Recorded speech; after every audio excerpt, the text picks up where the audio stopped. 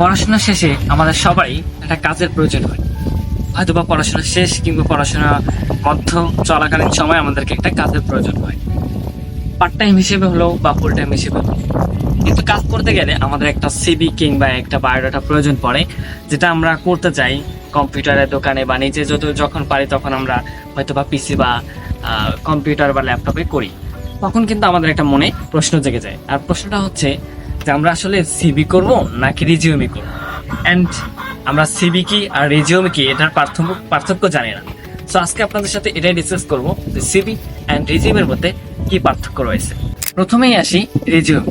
Resume একটি French ভাষা থেকে এসেছে, অ্যান্ড রিজিউমি মানে হচ্ছে গিয়ে আপনি রিজিউমের মধ্যে ফুল ডিটেলস, আপনার যে পার্সোনাল ডিটেলস গুলো সবকিছু দেওয়ার প্রয়োজন নেই। কিন্তু আপনার সিভির ক্ষেত্রে কিন্তু এটা সবকিছু দেওয়ার অনেক ক্ষেত্রে প্রয়োজন পড়ে। সো রিজিউমের মধ্যে হচ্ছে গিয়ে আপনার ফুল ডিটেলস, আপনার পার্সোনাল ইনফরমেশন গুলো সবকিছু দেওয়ার প্রয়োজন নেই। আপনি শুধু স্পেসিফিক জিনিসগুলো দিবেন। যেমন আপনি হতে পারে আপনার কোনো একটা স্কিলের প্রতি খুব ভালো একটা অভিজ্ঞতা আছে, আপনি একটা স্কিল খুব ভালো পারেন।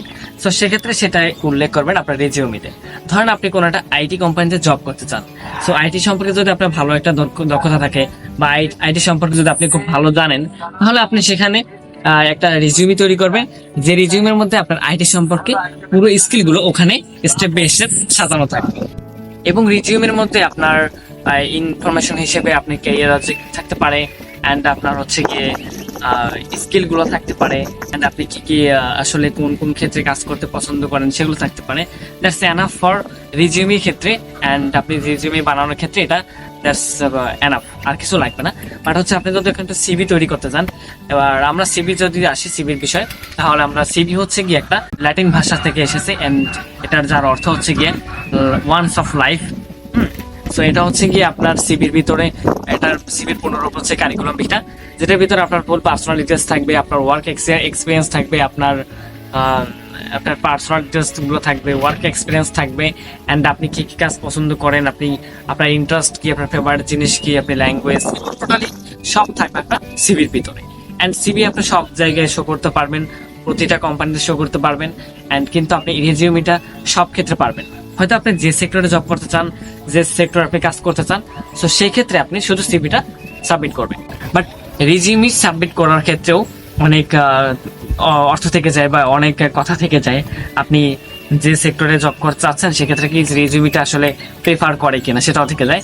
অ্যান্ড আপনি যদি সিভিটা সাবমিট করতে চান, সেক্ষেত্রে আপনাকে সিভির ভিতরে যে ইনফরমেশনগুলো থাকবে সেগুলো প্রত্যেকটা কোম্পানিতে দিতে পারবেন, অ্যান্ড তাদের রুলস মোতাবেক। অনেক অনেক কোম্পানিতে থাকে তাদেরকে হচ্ছে গিয়ে তাদের একটা স্পেসিফিক রুলস থাকে, সো সেই রুলস অনুযায়ী তাদেরকে সিভি বা রিজিউমে পাঠাতে হয়। তো আমরা আজকে বুঝতে পারলাম যে সিভি অ্যান্ড রিজিউমের মধ্যে পার্থক্য কি।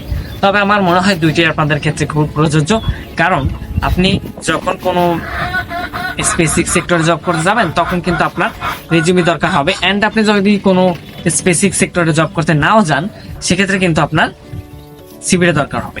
সো সিভি তৈরি করে রাখবেন অ্যান্ড রেজিউমি তৈরি করে রাখবেন। অ্যান্ড এই বিষয়ে যদি আরো কোনো ইন্টারেস্ট থাকে জানার, তাহলে আপনি কমেন্ট করতে পারেন, আমি আপনাকে আরো ডিটেলস জানাবো, ফুল ডিটেলস। আর আপনাদের আশা করি আই হোপ আপনাদের কোনো ধরনের কোনো এটা নিয়ে আর কনফিউশন থাকবে না। সো এই পর্যন্ত আজকের এই ভিডিওটা, সবাই ভালো থাকবেন। অ্যান্ড যদি এই বিষয়ে আর কিছু জানতে চান অবশ্যই কমেন্ট করবেন, আপনার জন্য কমেন্ট বক্সটা উন্মুক্ত করা হয়েছে। সো থ্যাংক ইউ সবাইকে, আসসালামু আলাইকুম, আল্লাহ হাফেজ।